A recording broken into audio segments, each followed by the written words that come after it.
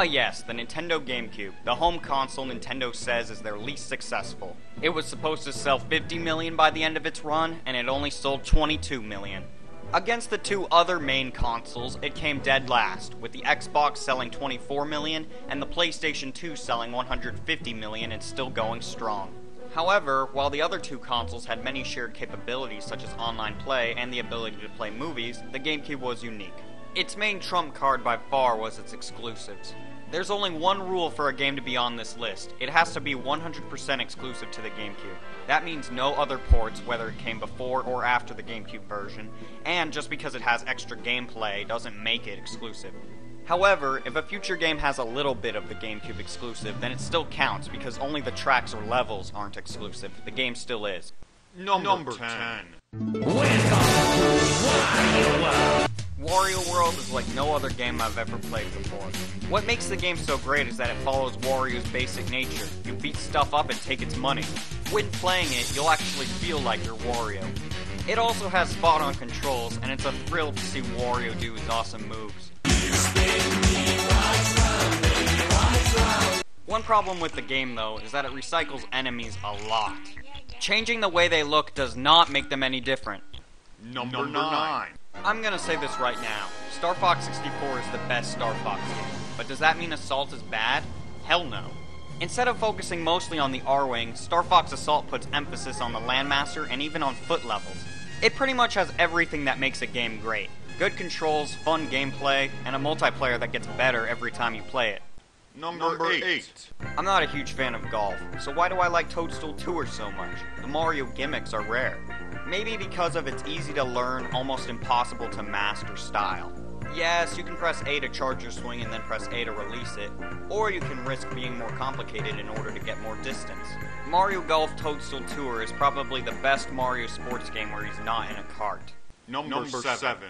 Nintendo. Surprise! Nintendo's first game for the GameCube wasn't actually about Mario that much. Instead, you play as his younger brother Luigi, who just won a mansion in a contest he didn't even enter. When he enters the house, he realizes it's haunted. With the help of an old professor, Luigi discovers that Mario's trapped in the building. And the gameplay sucks. I'm sorry, that was a terrible joke. Number 6.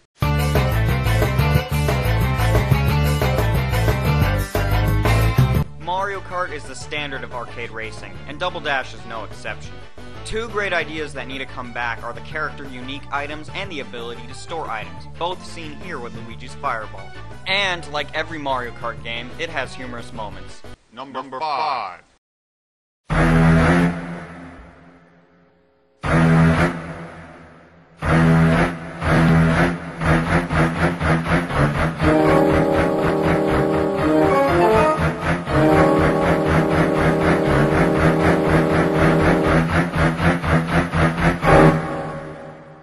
Being my all-time favorite Mario Party game, Mario Party 4 had it all. It had original minigames, great music, and spectacular boards. I love the board themes, my three favorite being the amusement park, the casino, and the beach resort. And as you would expect, the fun is multiplied by 4 when you have 3 other people playing with you. There is one game better at multiplayer on the GameCube though, and that would have to be Number 4. Be honest. Did anybody actually think this game would not make the list? Come on, don't be shy, nobody's gonna make fun of you. Much. I've always thought Super Smash Bros. 64 to Super Smash Bros. Melee to be one of the greatest sequel transitions in video game history. And that's saying a lot, because Super Smash Bros. 64 was pretty great too.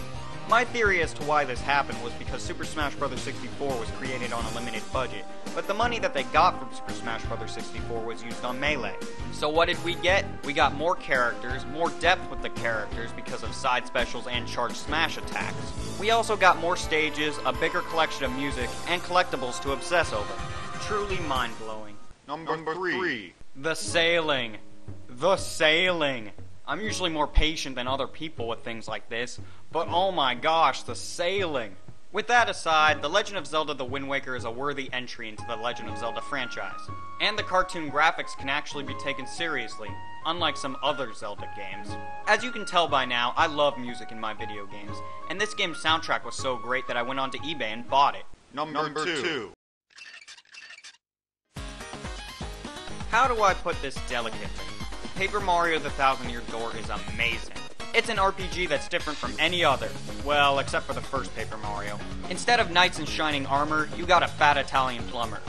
With a hammer. Instead of having 3 or 4 party members in a battle at one time, you only got 2. And even though it's an RPG about saving the world, the game doesn't take itself too seriously. It was a tough decision between this game and the number 1 game for the number 1 slot, but in the end, this one lost. Why? With the right badges, you can make this game idiot-proof. No, I'm serious. You can defeat the hardest enemy with 1 turn. Now I'm gonna be completely honest with you. This list was pretty hard to make. Whenever I came up with a great game to put on the list, it turns out that either before the Gamecube version was released or after the Gamecube version was released, the game wasn't exclusive. And so, here's the list of honorable mentions. Great Gamecube games that can easily trick someone into thinking they are exclusive when they aren't. Those games are Chibi Robo Plug Into Adventure, Donkey Kong Jungle Beat, Billy Hatcher and the Giant Egg, Metroid Prime 2 Echoes, Pikmin, Pikmin 2, Soul Calibur 2, Super Monkey Ball 2, Harvest Moon Magical Melody, Sonic Adventure DX, Sonic Adventure 2 Battle, and Kirby Air Ride. No need to worry though, even if all of those games counted, most of this list would stay the same, including the number 1 slot. Number 1.